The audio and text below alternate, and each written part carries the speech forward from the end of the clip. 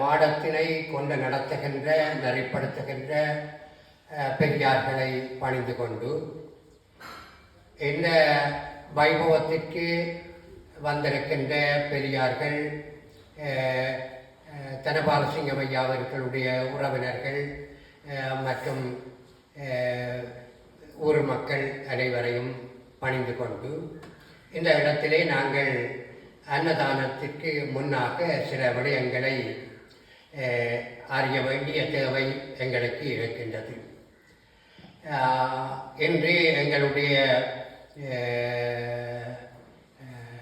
சின்னத்தம்பி தனபாலசிங்கம் ஐயா அவர்களுடைய 31 சார்ந்த ஒரு அன்னதான வைபவத்தை அவருடைய உறவுகள் இந்த இடத்திலே அவர் சிறிது காலம் வாழ்ந்த இடம், அவர் அன்போடு சீரித்த இடம், அவருடைய அண்ணனார் துரசிங்கம் ஐயா அவர்கள் வாழ்ந்த இடம் என்பதனால் இந்த கதிர்வேலாயுத சுவாமி மீது அவர்கள் கொண்ட பற்றினாலும் இந்த ஊர் மக்கள் மீது அவர்கள் கொண்ட பற்றினாலும் இந்த இடத்திலே இந்த அன்னதான நிகழ்வை அவர்கள் நடாத்த முன்வந்திருக்கிறார்கள். அன்னதானம் என்பது வெறுமனே ஒரு மற்றவர்களுக்கு சாப்பாடு கொடுக்கின்ற ஒரு வைபவமாக கருத முடியாது. தானங்கள் பல வகை இருக்கிறது. கண்தானம், சிறுநீரக தானம், பொன்தானம், பெண்தானம், மண்தானம், இப்படியாக இரத்த தானம் என்று பல வகையான தானங்கள் இருக்கிறது. தானம் என்பது தங்களுக்காக இருக்கின்ற ஒன்றை பிறருக்காக கொடுப்பது தானம் என்று கருதப்படுகின்றது. அந்த வகையிலே அந்த தானத்திலே மிக சிறந்ததும் முக்கியமானதுமான தானம் அன்னதானமாக கருதப்படுகின்றது. ஏனென்றால் நான் ஒரு பாடல் எழுதியிருக்கின்றேன். நினைத்ததை நினைத்தாரே அன்றி பிறர் அறிதலும், உயிரினை உரியாரே அன்றி பிறர் பெறுதலும், முடியாது என்ற முடிவெங்கிற்கு மட்டும் முடியுமென்ற முடிவெடுக்கும் இறையோனே பெரியோனாம் என்ற ஒரு பாடல் எழுதினேன். அப்போது அதன் பொருள் என்னென்றால், நினைத்ததை நினைத்தவர் தான் அறியலாம், உயிரினை உரியவர் தான் பெறலாம், ஆனால் அதை பிறர் பெறுதல் முடியாது, ஆனால் இறைவனால் அது முடியும் என்கின்ற ஒரு பொருள்பட அந்த பாடல் எழுதினேன். ஆதலால் இந்த அன்னதானம் உண்டி கொடுத்தோர் உயிர் கொடுத்தோரே என்று ஒரு வரவிலக்கணம் இருக்கிறது. உண்டி என்பது சாப்பாடு, அதை கொடுத்தவர்கள் மற்றவர்களுக்கு உயிர் கொடுத்தவர்கள். எனவே அந்த என்னுடைய பாடலை பொய்ப்பிப்பது போல அந்த கருத்து இங்கே நிலைநிறுத்தப்பட்டிருக்கிறது. உண்டி கொடுத்தோர் உயிர் கொடுத்தோர். ஏனென்றால் உயிரையும் கொடுக்க முடியும் என்பதற்கு அது ஒரு விளக்கம். எனவே அந்த தானத்தை நாங்கள் பல இடங்களிலேயும் செய்கின்றோம். நாங்கள் ஒரு ஆத்மீக கிரிகைகளிலே அந்த அன்னதானத்தை செய்கின்றோம், இறை கிரிகைகளிலே அந்த அன்னதானத்தை செய்கின்றோம். அதை ஏன் செய்கின்றோம், எவ்வாறு செய்கின்றோம், எப்படி செய்ய வேண்டும் என்பது எங்களுக்கு பெரிய ஒரு பிரச்சனையாக இருக்கிறது. அன்னதானம் என்றால் என்ன, அதை ஏன் செய்ய வேண்டும், எப்படி செய்ய வேண்டும் என்பது இப்போது மக்கள் மத்தியிலே அருகி போகின்ற ஒரு விஷயமாகும். இந்த தானங்களிலே சிறந்த தானமாக கருதப்படுகின்ற அன்னதானத்தை நாங்கள் ஒரு ஆத்மீக கிரிகையிலே ஏன் செய்கின்றோம் என்று பார்த்தால், ஒரு ஆத்மா அமரத்துவம் அடைந்து விட்டால் அது ஒரு 8 நாளைக்கு அந்த வீட்டின் பிரபாகத்திலே இருக்கும். 8 நாட்களுக்கு பிறகு 8 செலவு என்கின்ற ஒரு கிரிகையோடு அது ஒரு பயணத்தை மேற்கொள்ளும். 31 நாட்களுக்கு அது அந்த பயணத்தை மேற்கொண்டு பயணத்தின் இறுதியிலே தனக்கான அனைத்தையும் ஒரு அந்தண பெருமகனை பிரதிநிதியாக வைத்து வாங்கி கொண்டு அது ஒரு சுற்றுவட்ட பாதையிலே ஒரு பயணத்தை மேற்கொள்ளும். அது அவ்வாறு அந்த ஆத்மா புறப்பட போகின்ற 31ஆம் நாள் நாங்கள் ஒரு அந்தண பெருமகனை ஆத்மாவாக சிருஷ்டிப்போம். சிருஷ்டித்து அவருக்கு கொடுக்க வேண்டிய அனைத்தையும், எங்களுடைய தந்தையார், எங்களுடைய தாய், எங்களுடைய அண்ணன், எங்களுடைய அக்கா, எங்களுடைய தம்பி என்கின்ற அந்த உறவோடு நாங்கள் அவருக்கு கொடுத்தனுப்ப வேண்டிய அனைத்தையும் ஒரு அந்தண பெருமகனிடம் கொடுப்போம். அவர் அதை ஏற்றுக்கொண்டு போவார். ஆனால் ஆத்மாவிற்கு அந்த சமைத்த உணவுகளையும் சுவைப்பதற்கு விருப்பம் இருக்கும். ஆனால் அந்தன பெருமக்கள் அதை உண்ண மாட்டார்கள், அதை வாங்க மாட்டார்கள், கொண்டு போக மாட்டார்கள். ஆனபடியா அந்த ஆத்மா அந்த சபையிலே இருக்கின்ற ஒரு ஆத்மா உடலோடு இருக்கின்ற போது உறவுகளோடு இருக்கும். உடலை விட்டு பிரிந்து விட்டால் அது பொதுவாக இருக்கும். ஆனால் அது யாரோ ஒருவர் மீது பிரதிஷ்டையாகி அந்த சமைத்த உணவின் சாரத்தை சுவைக்க வேண்டும். அப்படியானால் அதற்கு ஒரு சந்தர்ப்பம் கொடுக்க வேண்டும். அது யார் அந்த ஆத்மா பிரதிஷ்டையாக போகின்ற ஆள் என்று எங்களுக்கு தெரியாது. அதனால் உற்றார் உறவினர் நண்பர்கள் அயலவர்கள் இப்படியாக பலரையும் அழைத்து அவர்களுக்கு சாப்பாடு கொடுத்தால் அவர்களில் ஒருவர் மீது தனக்கு பிரியமான ஒருவர் மீது ஆத்மா பிரதிஷ்டையாக்கி அந்த உணவின் சாரத்தை எடுத்துக்கொள்ளும். அதை கூட கண்டுபிடிக்கலாம் ஒருவரோ மற்றவர்கள் மீதும். ஆத்மாவும் இறைவனும் ஞானிகள் யோகிகள் சித்தர்கள் போன்றவர்களும் ஒன்றாகவும் பலவாகவும் மாறுவார்கள்.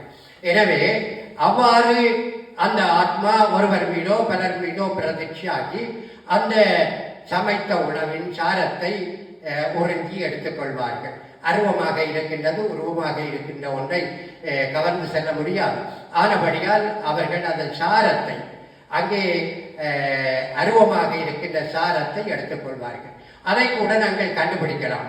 நாங்கள் எப்படி என்றால் எங்களுடைய தனபாலசிங்கமையா அவர்களுடைய அந்த ஆத்மீக கிரிகையான அந்தியாட்டி கிரிகையிலேயும் அதை சார்ந்த கிரிகையிலேயும் நாங்கள் சாப்பிட்டு விட்டு சொல்லுவோம், தனசிங்கம் பாலசிங்கம் ஐயா அவர்களுடைய அந்தியாட்டி சாப்பாடு ஒரு உப்பு சப்பில்லாமல் இருக்கிறது என்று சொல்லுவோம். ஏனென்றால் அவர் மீதுதான் அந்த ஆத்மா பிரதிஷ்டையாகி இருந்து அந்த உணவிலே இருந்த சாரத்தை எடுத்து விட்டால் அவர்களுக்கு அது உப்பு சப்பில்லாதது போல தெரியும். ஒருவருக்கோ பலருக்கோ அப்படி தெரியும். அதில் இருந்து நாங்கள் அந்த ஆத்மா இங்கே பிரசன்னமானது, அந்த சமைத்த உணவின் சாரத்தை எடுத்துக்கொண்டது. இப்போது ஒரு குறை இருந்தது, எல்லாவற்றையும் வாங்கி கொண்டு சாப்பிடாமல் போகிறேனே என்ற குறை இருந்தது. இப்போது சாப்பிட்டு விட்டு அது தன்னுடைய பயணத்தை மேற்கொண்டு ஒரு வருடத்தின் பின்னால் மீண்டும் திவசம் என்று சொல்லப்படுகின்ற கிரிகையிலே மீண்டும் இந்த இடத்துக்கு வரும் என்பதை நாங்கள் அறிந்து கொள்ள வேண்டும். அதே போலத்தான் ஆலயத்திலே கதிர்வீர சுவாமிகள் ஆலயத்திலே அங்கே திருவிழா நடக்கிறது என்றால் அங்கே திருவிழாவிலே இறைவனுக்காக கொடுக்கின்ற அனைத்தையும் அந்த அந்தண பெருமக்கள் பெற்றுக்கொள்வார்கள். சகல விதமான சாமான்களையும் அவர்கள் பெற்றுக்கொள்வார்கள். ஆனால் அங்கே அந்த அன்னதானத்திலே இருக்கின்ற அந்த சாப்பாட்டை அவர்கள் சாப்பிட மாட்டார்கள். அதே மாதிரி அதை கொண்டும் போக மாட்டார்கள். ஆனால் கடவுளுக்கும் அந்த சமைத்த உணவிலே இருக்கின்ற அந்த சாரத்தை எடுப்பதற்கு விருப்பம் இருக்கும். நாங்கள் அநேகமாக பலகாரங்கள், புக்கைகள், மோதகங்கள், வடைகள் எல்லாம் கோயிலே படைக்கின்றோம். 25 மோதகம் படைத்தால் 10 வடை படைத்தால் 15 புக்கை கட்டி படைத்தால் எல்லாம் கணக்குக்கு அப்படியே இருக்கும். அதனால் நாங்கள் கடவுள் இது என்ன எடுக்கிறாரா, நாங்கள் இதை நாங்கள் உண்பதற்குத்தான் படைக்கிறோமா என்று எண்ணுகின்ற ஒரு சந்தேக கண் எங்களிடையே இருக்கிறது.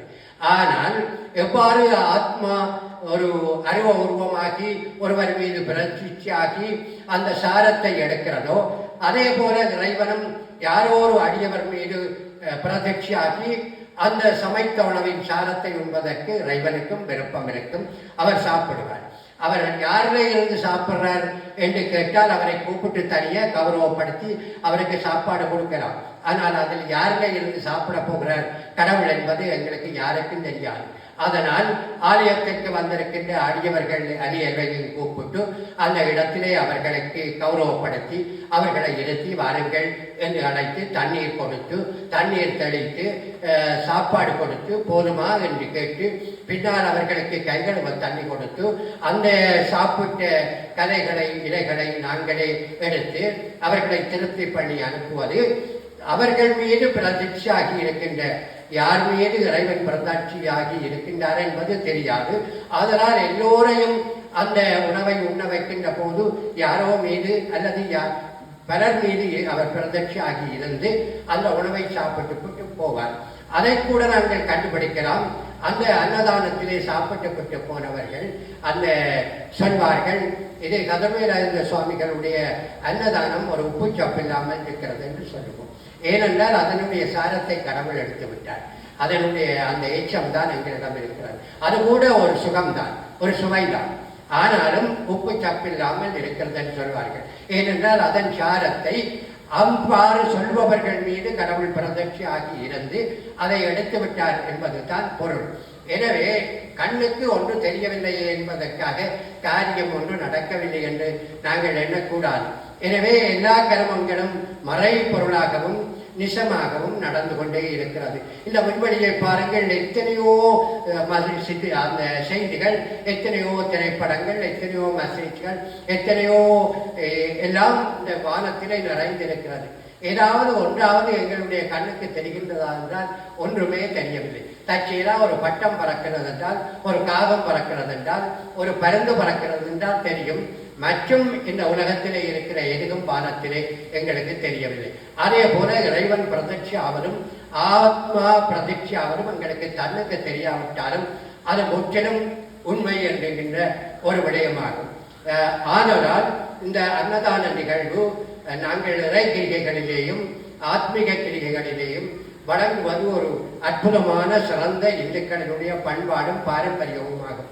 ஆனால் அதை விளங்காமல் சிலர் அதை இழிவுபடுத்துவதும் அதை துஷ்பிரயோகம் செய்வதும் நாங்கள் கண்கூடாக பார்த்திருக்கிறோம். நான் கூட சில அன்னதான மண்டபங்களுக்கு போய் மனவேதனையோடு வெளியே வந்த நிகழ்வுகள் இருக்கிறது.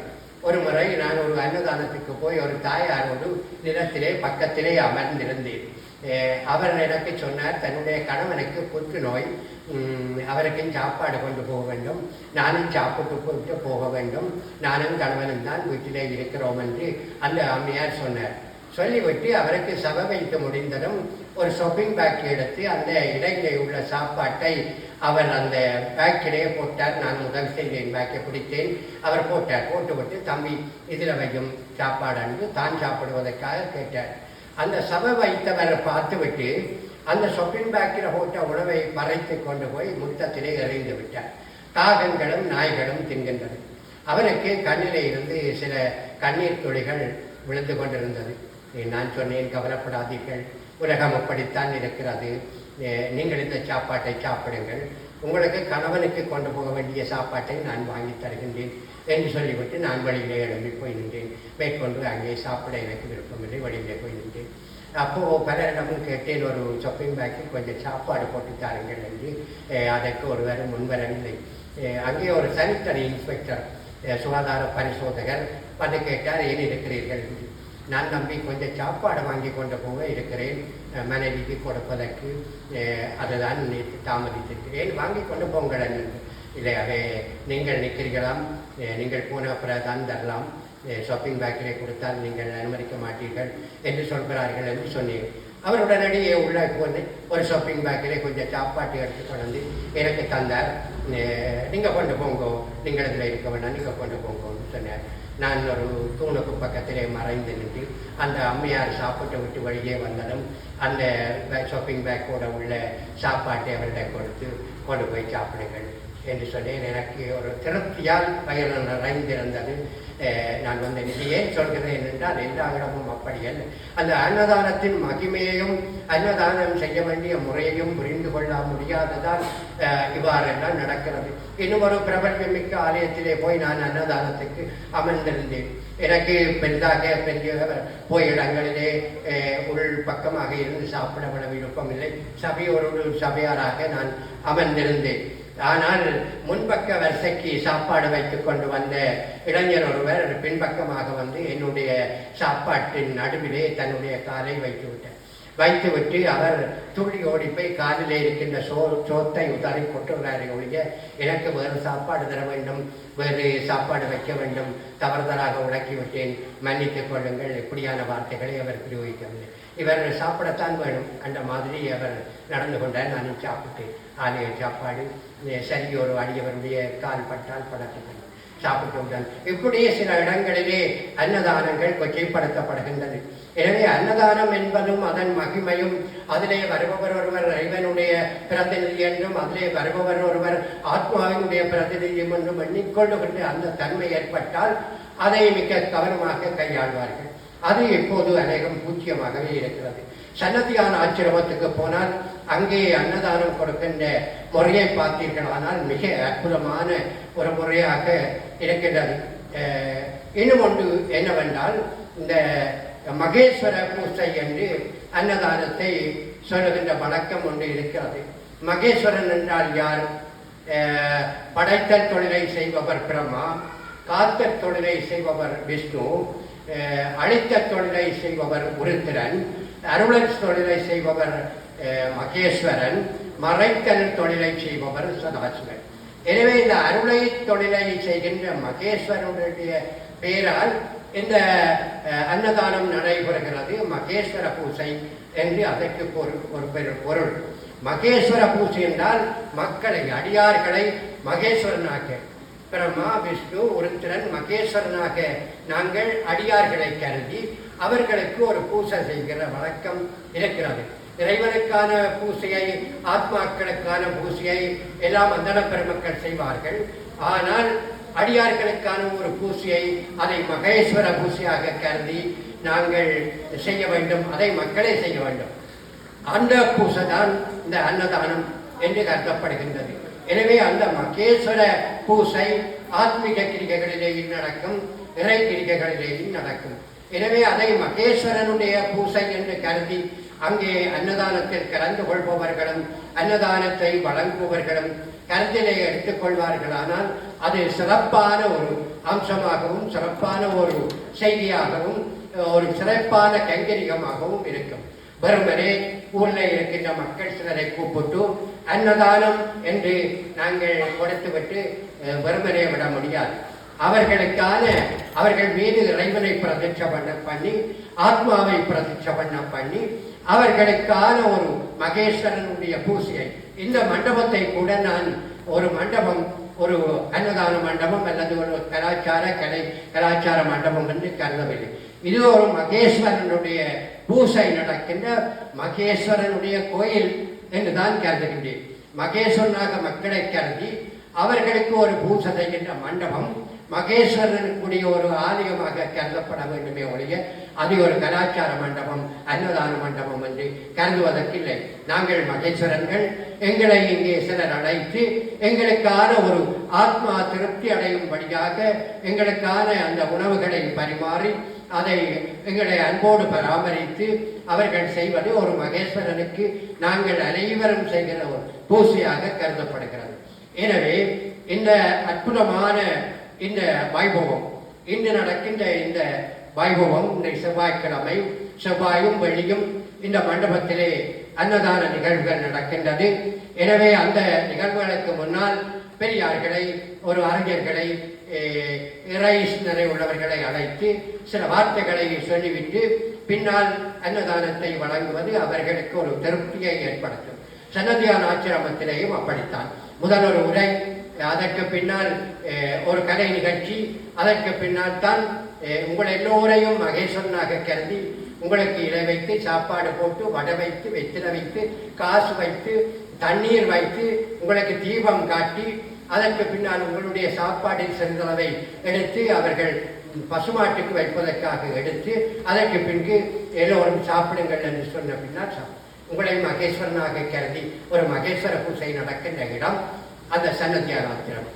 அதே போல இந்த சொல்லிடத்தில் இருக்கின்ற இந்த அற்புதமான மண்டபத்திலே மனையிலே நடக்கின்ற அன்னதானங்களும் ஒரு மகேஸ்வர பூசை நடக்கின்ற இடமாகவே இருக்க வேண்டும் என்று நான் கருதுகின்றேன். எனவே பெரியார்கள், நண்பர்கள், உங்களுடைய உறவுகளின் ஞாபகார்த்தமாக நீங்கள் செய்ய போகின்ற இந்த கைங்கரியத்தை ஒரு பொதுமக்களுக்கு கொடுக்கின்ற உணவென்று கருதாமல் ஒரு மகேஸ்வர பூசையாக, இறைவனுக்கு கொடுக்கின்ற ஒரு அன்னதான நிகழ்வாக, ஆத்மாக்களுக்கு கொடுக்கின்ற ஒரு அன்னதான நிகழ்வாக கருதி கொண்டு அதை செய்வீர்களானால் 100% நன்மையும் நாங்கள் அதிலே செய்கின்ற பலாபலன்களும் எங்களுக்கு கிட்டும். ஆத்மா கண்ணுக்கு தெரிவதில்லை, இறைவன் கண்ணுக்கு தெரிவதில்லை. எங்களை எல்லோருக்கும் கண்ணுக்கு தெரிகிறது. எனவே கண்ணுக்கு தெரியாதவர் இறைவனையும் ஆத்மாக்களையும் அனுசரித்த பின்னால் தான் கண்ணுக்கு தெரிகின்ற பெரியார்களை அனுசரிப்பதை பொருத்த முடியலாகும். எனவே நீங்கள் எல்லோரும் இந்த அன்னதான நிகழ்வை பெருமைப்படுத்த வேண்டும். எங்களுடைய தனபாலசிங்கம் ஐயா அவர்களை நான் நன்கு அறிவேன். நான் கொல்லங்கரட்டியில் இருக்கின்ற பல பெருந்தகைகளுடைய அந்த கல்வெட்டு என்று சொல்லப்படுகின்ற அந்த நினைவு மலரை எழுதி கொடுத்திருக்கின்றேன். அதிலே நான் போய் வாசித்தும் அந்த நிகழ்வின் அற்புதத்தை அவர்களுக்கு தெளிவுபடுத்தி இருக்கின்றேன். ஆதலால் இந்த இடத்திலே எனக்கு தனபாலசிங்கம் ஐயா அவர்களுடைய இந்த கிராமத்திலே மற்றுடையவர், பல இடங்களிலேயும் சென்று தொழில் புரிந்தவர்.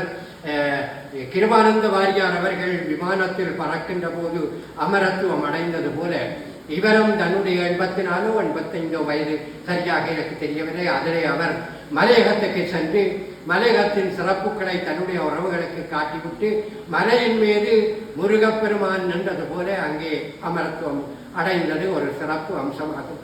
அது அவர்களுடைய உறவுகளுக்கும் பிள்ளைகளுக்கும் ஒரு பெருமை தருகின்ற விஷயமாகும். எனவே அந்த தந்தையாரின் பேரால், உறவினரின் பேரால், அந்த அற்புதமான பற்றுடைய அந்த கிராமத்திலே துரசிங்கம் ஐயா அவர்களுடைய அன்னையார் இந்த கிராமத்திலே வாழ்ந்தவர். அவருடைய இந்த மண்ணிலே, இந்த வேதாந்த சுவாமிகளுடைய முன்றலிலே அற்புதமாக அமைக்கப்பட்டிருக்கின்ற இந்த மண்டபத்திலே எல்லோருக்கும் அந்த மகேஸ்வர பூசையை நீங்கள் ஆற்றுவதை விட்டு நான் மட்டிலா மகிழ்ச்சி அடைகின்றேன். உங்களுக்கு ஆத்மாவினுடைய இறைவனுடைய கிருபைகள் என்றும் நிலைத்திருக்கும். வாழ்க தனபாலசிங்கம் ஐயா அவர்கள், வளர்க அவர்களுடைய உறவுகள், வெல்க அவர் செய்கின்ற கர்மங்கள் என்று கூறி ஓடட்டும் ஒன்றமிழில் உலகமெல்லாம் தனபாலசிங்கம் ஐயா அவர்களுடைய புகழ் பாடட்டும் பைந்தமிழில் பாரெல்லாம் தனபாலசிங்கம் ஐயா அவர்களுடைய புகழ் நாடட்டும் நற்றமிழில் நாடெல்லாம் தனபாலசிங்கம் ஐயா அவர்களுடைய புகழ் தேடட்டும் தேந்தமிழில் தேசமெல்லாம் தனபாலசிங்கம் ஐயா அவர்களுடைய புகழென்று கூறி இந்த இடத்திலே ஒரு அற்புதமான மனிதர், ஒரு ஆர்வலர், ஒரு பெரியார், 80 வயதை கடந்த ஒரு தெய்வீக நிலையிலே வாழ்ந்தவர். அவனுடைய ஆத்மீக கிரிகையான அந்த 31 சார்ந்த அன்னதான நிகழ்விலே என்னை அழைத்து இந்த மண்டபத்திலே சில வார்த்தைகள் ஆத்மாவை பற்றி, இறைவனை பற்றி, அன்னதானத்தை பற்றி கூறுவதற்கு வாய்ப்பளித்து அவருடைய உறவுகளுக்கும் எனது அருமை தம்பி ரவி அவர்களுக்கும் மற்றும் இந்த மண்டபத்தை பரிபாலிக்கின்ற பெரியார்களுக்கும் இங்கே வந்திருக்கின்ற பெரியார்கள் அனைவருக்கும் சபையோருக்கும் நன்றி கூறி வாழ்க வளர்க்க வளம் பெருக்க என்று கூறி விடைபெறுகின்றேன். நன்றி, வணக்கம். போற்றிடவே உத்தவராய் திறம் வாழ்ந்து பார்முழுதும் சென்று பல பொறுப்புக்களும் தான் வகித்து நேர்வழியில் நீண்ட நாள் நம்மோடு நிலைத்து வாழ்ந்த சீர் மனிதர் சின்னத்தம்பி தனபாலசிங்கம் அவர் தேரேறி திருவீதி கடந்தரையை அடைந்ததனால் கார் பொழியும் வேகம் போல் விழிநீரை நாம் சொரிந்து மார்போடு அவர் நினைவை மங்காமல் காத்தபடி சேர்ந்த இடம் சொற்கமதால் வழியனுப்பி வழங்கிடுவோம், வணங்கிடுவோம். நன்றி, வணக்கம். அவருடைய அந்த அற்புதமான பயணத்தின் தோற்றம் இந்த மட்டையிலே பொறிக்கப்பட்டிருக்கிறது. தவறுதலாக மழை காரணமாக நான் அந்த கண்ணாடியை விட்டு வந்துவிட்டேன்.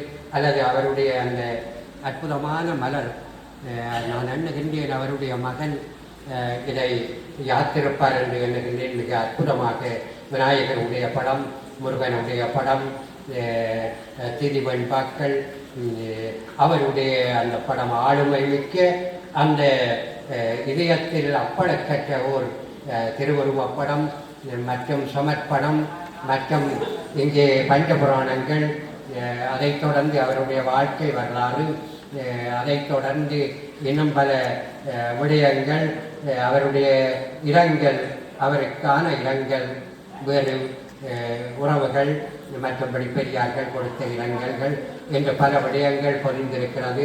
இறைவனுடைய வாழ்க்கையின் தத்துவமான சிவபுராணம் இங்கே பொறிக்கப்பட்டிருக்கிறது.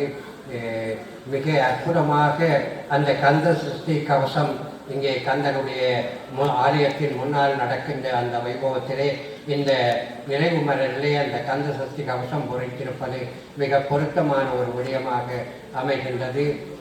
மேலும் பல விடயங்கள் இங்கே தொகுத்து அளித்திருக்கிறார்கள். காலத்தால் அழியாத ஒரு காவியமாக காலத்தின் தேவைக்கேற்ப அந்த தந்தையாருடைய நினைவு இங்கே நிலைப்பதற்காகவும் இழந்து போன அந்த தந்தையாருடைய ஸ்தானத்தை எங்கள் மத்தியிலே மீண்டும் நிலைநிறுத்துவதற்காகவும் அவர்கள் யாருக்கு அளித்திருக்கின்ற ஒரு சங்ககால மரபான அந்த கல்வெட்டு மரபை அவர்கள் இப்போதும் கட்டி காத்து அதை நெறிப்படுத்தி அதை அவையோருக்கு அளித்திருப்பது தந்தையார் மீது கொண்ட பற்றையும் பாசத்தையும் அவருடைய நீங்காத அன்பையும் வெளிப்படுத்துவாக இருக்கிறது. இன்னும் பல விடயங்கள் இங்கே தொகுத்து தரப்பட்டிருக்கிறது. அவருடைய அமரத்துவ கிரிகைகளுக்கு இங்கிருந்து அந்த நுவரெலியா என்று சொல்லப்படுகின்ற மலைநாட்டுக்கு பயணித்து அங்கே இருந்து பெரியாருடைய உடலை சுமந்து வந்து கொல்லங்கலட்டியிலே அமரத்துவ கிரிகைகளை ஆற்றிய போது இங்கே அவருடைய அந்த அமரத்துவ கிரிகைகளுக்கு சென்ற அனைவருக்கும் நன்றி கூறி ஒரு நன்றி தரப்பட்டிருக்கிறது. எனவே அது ஒரு அருமையான காவியம், அருமையான ஒரு காப்பியம், ஒரு தெய்வீக மலர். அந்த மலரை யாத்து அளித்தமைக்காக அவருடைய மகனாருக்கு நான் மிகுந்த நன்றியும் கடமைப்பாடும் தெரிவித்து விடைபெறுகின்றேன். இங்கு வருகை தந்துள்ள அனைத்து உறவுகளுக்கும் இந்த அன்னதான வைபவத்தில் கலந்து கொள்வதற்காக நீங்கள் அழைப்பை ஏற்று இங்கு வந்திருந்த அனைத்து உள்ளங்களுக்கும் பெரியோர்கள், சிறியவர்கள், உறவுகள், இந்த உணவை பரிமாற ரெடியாக இருக்கின்ற நண்பர்கள் எல்லோருக்கும் எனது நன்றி, கைகூப்பிய நன்றி. இந்த எங்கள் அப்பா இந்த இழப்பு எங்கள் குடும்பத்துக்கு ஒரு மிக பெரிய இழப்பு. ஆனால் 84 வயதில் அந்த இழப்புன்றது அவரை நாங்கள் சந்தோஷமாக அனுப்பி வச்சதாகத்தான் நான் கருதுகிறேன். அவருடைய வாழ்க்கையில அவர் எல்லா விஷயங்களையும் கற்று அதுக்குரிய பலனையும் அனுபவிச்சு இந்த உலகத்தை விட்டு போனது நமக்கு கவலையாக இருந்தாலும் இன்னொரு பகுதி உண்மையிலே நான் சொல்லுகிறேன், அது நான் சந்தோஷமாகத்தான் ஏற்றுக்கொள்கிறேன். ஒரு மனிதன் அவன் வாழ்நாளிலே எத்தனையோ சாதனைகளை செய்கிறான். அந்த சாதனைகள் எல்லாத்தையும் இறுதி காலங்களில் அவர்கள் கஷ்டப்பட்டு நடக்க முடியாமல் அவர்களது உதவிகள் இல்லாமல் கஷ்டப்பட்டு இருப்பதை விட நாம் முன்கூட்டியே இந்த உலகத்தை விட்டு போறது ஒரு மிக மகிழ்ச்சியான தருணங்கள். அதைத்தான் நான் சொல்வேன். இப்போ அது சில பேருக்கு இந்த கருத்து சில முரண்பாடாக இருக்கலாம். என்ன பொறுத்தமல்ல நான் கூட அப்படித்தான் சொல்றேன். எம்மால இயன்ற இந்த உலகத்துக்கு நாங்கள் என்ன செய்ய முடியுமோ அதை செய்ய வரும். எங்களால இயலமா இருக்கின்ற போது நாம் இந்த உலகத்தை விட்டு போயிடவும். இதுதான் எனது கருத்து. மற்றும் இந்த ஐயா சொன்ன மாதிரி இந்த ஆத்மாக்கள் என்ற ஒரு விஷயம் நான் சொல்லுவோம். அது என்ன, நான் இந்த விஷயங்களை நான் பார்க்கிறேன். ஐயா சொன்னார், இந்த அன்னதான நிகழ்வுன்றது உண்மையிலேயே ஒரு முக்கியமான ஒரு நிகழ்வு. இந்த நாம் ஒரு மனமாற ஒரு மனிதனுக்கு நாங்கள் ஒரு அன்னத்தை நாங்கள் கொடுக்கின்ற போது அது நாங்கள் எவ்வளவு பணத்தை சம்பாதித்தாலும் ஒருவேளை உணவு நாம் ஒரு ஆளுக்கு கொடுக்கின்ற போது அதில் கிடைக்கின்ற திருப்தி இந்த உலகத்தில் வேறு ஒன்றுமே இல்லை. நான் வசிக்கின்ற பிரான்ஸ் நாட்டிலே நான் ஒரு உணவகம் தான் வைத்திருக்கின்றேன். நான் வேலை செய்கிறவர்களுக்கு சொல்கிற ஒரே ஒரு விடயம், எங்களை நம்பி சாப்பிட வாரவர்களுக்கு நாங்கள் திருப்தியாக சாப்பாடு கொடுக்குவோம். இன்றைக்கு நாங்கள் இவ்வளவு வளர்ந்திருக்கிறதுக்கு காரணமே அந்த வந்து போறவே இந்த சந்தோஷம், உணவு அளிக்கிற முறை தான் எங்களை இன்றைக்கு வளர்த்து வச்சிருக்கு. நாம் ஒரு உணவு நாங்கள் கொடுக்கின்ற போது அது ஒரு மனிதனுக்கு திருப்தியாகின்ற போது நமக்கு கிடைக்கின்ற மன சந்தோஷம் என்பது ஒரு பெரிசு. காசு பணம் எல்லாத்தையும் தாண்டி இது ஒரு பெரிய சந்தோஷம். அதை ஐயா ஒரு சிறப்பாக விளங்கப்படுத்தின. ஒரு அந்தியத்திக்கிரையிலே நாங்கள் உணவு பரிமாறுகின்ற போது, அன்னதானம் கொடுக்கின்ற போது நமது ஆத்மாக்கள் யார் மீது வருகிறார்களோ அவர்கள் குறை சொல்லி போட்டு போவார்கள். உப்பு இல்லை, உரைப்பில்லை, பாயாசத்துக்கு சீனி காணாது, பாயாசம் தண்ணியா இருக்கு. அப்ப நாங்கள் எங்களை மனசுல சந்தோஷப்படுவோம், அவர்களை பார்த்து நாங்கள் கோவப்படக்கூடாது என்றதை நான் இந்த சந்தர்ப்பத்தில் புரிஞ்சு கொண்டேன். ஏனென்றால் நேற்றைய நிகழ்வில் என்னட்ட ஒருவர் எவ்வளவு பேர், ஒரு 250 பேர் சாப்பிட்டவர், ஆனா ஒரே ஒருவர் மட்டும் என்னட்ட சொல்லிட்டு போனார், பாயாசத்துக்கு தண்ணியா இருக்குது. அப்ப எனக்கு இப்ப மனநிறைவா இருக்குது, எங்களுடைய அப்பா சாப்பிட்டுட்டு போயிட்டார், அந்த அவர் மூலமாக சாப்பிடுவார். இதுக்கு நன்றி ஐயா, இப்படி ஒரு தெளிவை எங்களுக்கு தெரியப்படுத்தினதுக்கு நன்றி. ஏன்னா இது உங்களுக்கு தெரியாது, இன்றுதான் நான் ஐயாவை நேரிலே சந்திக்கின்றேன். எவ்வளவு ஒரு விஷயத்தை ஒரு சின்ன ஒரு சொடுக்கு போடுற நேரத்தில் சொல்லி இருக்கிறார். உண்மையிலே சந்தோஷமா இருக்கு. இந்த அன்னதானம் உங்களது நாங்க என்ன நினைக்கிறோம், சும்மா போய் சாப்பிட்டு போ, ஒரு சோறும் கறியும் தானே, அப்படி இல்லை. ஒரு காலத்துல அன்னதானம்ன்றது நாங்கள் ஒரு நான் நிறைய இந்த சங்காபிஷேகத்தில் அன்னதானம் நடக்க சோறை பாயில போட்டு நடுவில் கிண்டி அதுக்குள்ள நாங்கள் சாம்பாரை ஊற்றி குழச்சி சாப்பிடல, அதுக்குள்ள வர தேனாமுதம் இருக்கல, அதே மாதிரி சந்தோஷம் இந்த உலகத்தில் எங்கேயும் இல்லை. நான் இங்க இருக்கிற எல்லாருக்கும் சொல்ற ஒரே ஒரு விடயம், உங்களை நம்பி உங்கள் வீட்டுக்கு ஒருவர் சாப்பிட வந்தால் அவரை உங்களால் இயன்ற அளவுக்கு திருப்திப்படுத்தி அனுப்புங்கள். அதுல வர சந்தோஷம் இந்த உலகத்துல வேறு உணவும் இல்லை. நான் இன்று நல்லாக இருக்கிறதுக்கு காரணமே இந்த உணவளிக்கிற பழக்கம் இருந்தபடியால. நான் அங்க எங்கள்கிட்ட வார ஒவ்வொருவரையும் நான் திருப்பி கேட்பேன், வடிவா சாப்பிட்டீங்களா, வடிவா ஐயா சொன்னார். உண்மை, இந்த அன்னதானத்தை நாங்கள் ஒரு சாதாரண நிகழ்வா நினைக்காமல் இது இன்னும் ஒவ்வொரு மக்களுக்கும் இதை நாங்கள் சாப்பாடு கொடுக்கறதுன்றது ஒரு மிக முக்கியமானது. சரி, நான் கூட கதைக்க இல்லை, உங்களுக்கும் பசிக்கும். ஆனால் ஐயாவுக்கு மிக்க நன்றி ஐயா. நீங்கள் இதோட நிற்க கூடாது. இந்த நீங்களோட கருத்துக்களை இப்ப நடக்கின்ற இந்த உலகத்துல இந்த யூடியூப் வாலியா இப்படியான விஷயங்கள்ல நீங்க இந்த கருத்துக்களை நீங்க தெரிவிச்சு இதை ஒரு எங்களுக்கு எதிர்காலத்துக்கு எங்களுக்கு தேவையான ஒரு விஷயமா நீங்க மாற்றணும்ன்றது எனக்கு ஒரு வேண்டுகோளை இதை ஏற்றுக்கொள்கிறேன்.